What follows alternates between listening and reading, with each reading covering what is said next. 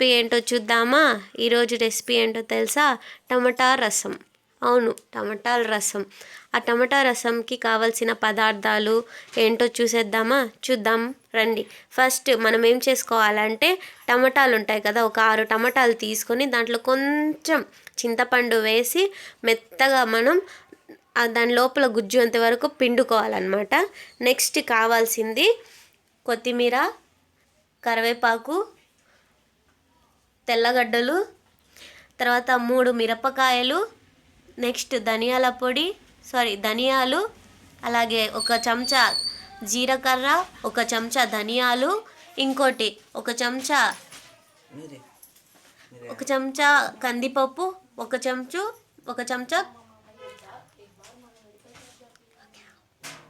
చెంచా వచ్చి మినప్పప్పు తీసుకోవాలి. ఇప్పుడు మనం దీనికి కావలసిన పదార్థాలు మనం ఇప్పుడు తెలుసుకున్నాం కదా. ఇప్పుడు ఎలా చేస్తుంది? ఇప్పుడు మనము టమాటా రసంకి కావాల్సిన పదార్థాలు ఏంటో చూసాం కదా. ఇప్పుడు దాన్ని తయారు చేసే విధానం చూసేద్దాం. ఇప్పుడు ముందుగా మనము ఏం చేయాలో అమ్మమ్మ గారిని అడిగి తెలుసుకుందాం. అమ్మమ్మ గారు, ముందుగా ఏం చేయాలి? అవన్నీ మనం చెప్పాను కదండి, జీలకర్ర, మిరియాలు, కరివేపాకు, కొత్తిమీర, కందిపప్పు, మినపప్పు అన్నీ ఉన్నాయి కదా, అవన్నీ మిక్సీలో కొట్టుకుందాం. చూడండి, ఇవన్నీ మనం మిక్సీ చేసుకోవాలి. చూడండి, ఇది మొత్తం మిక్సీలో వేసుకోవాలి. మీకు చూపించాం కదండి, ఇవన్నిటిని కూడా మనము మిక్సీలో వేసుకునే ముందు దీన్ని మనము కొంచెం వేపుకోవాలన్నమాట. కొంచెం వేపుకోవాలి.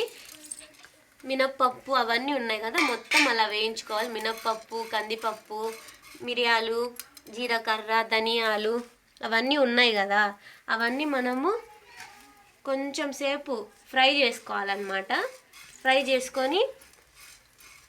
మొత్తం ఫ్రై చేసుకోవాలి. ఇలా ఇవి అన్నీ మనము ఫ్రై చేసుకుందాం.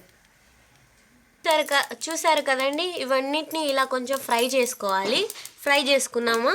చూడండి, ఇలా కొంచెం ఫ్రై చేసుకొని ఇదంతా ఒక ప్లేట్లో తీసుకోవాలన్నమాట.